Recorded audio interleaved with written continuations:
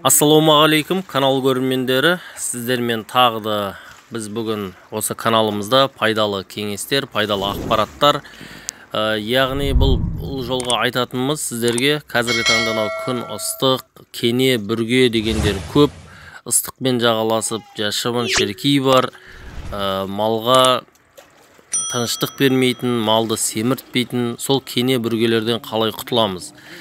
Осындай қылып өздеріңізге, егерде осындай ыдыс болатын болса, менде осындай ыдыс жоқ, мынау ванна, ескі ванна. Бұл қазір Али деген ағамызда өте осылай жәндегі кәсібіне, өзі кәсібінің маманы десек те болады. Сондай бір Али деген ағамыз бар. Сол ағамыздың өзінің ешкілерін шомылдыру барысын түсіріп жатырмыз. Енді бұл ағамыз ренжи қоймас, себебі бұл халыққа пайдалы ақпарат болғандықтан. Менің өзімде бұндай ыдыс жоқ, мен тек үстерінен күйіп шығамын, қолмен жуындырамын, сол себепті мынау ыңғайырақ болады ғой деп сіздерге осы видеоны көрсетудемін.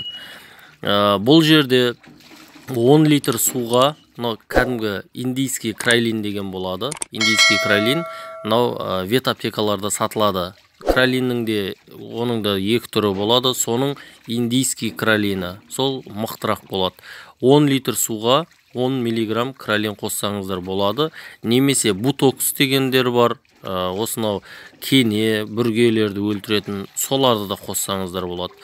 Сөйтіп осылайынан бір 5-6 шелек, 10 шақты шелек болмаса, осындай жәндегі ыдыстарыңызға құйып қоясыздар дағыны, үстінен сол бутокстарыңызды немесе индийский крайлиндеріңізді араластырып, осылай шомылдырсаңыздар тіпті жақсы болады. Сонда кене, бүрге деген ешкілеріңізге немесе қойларыңызға жақындамайтын болады.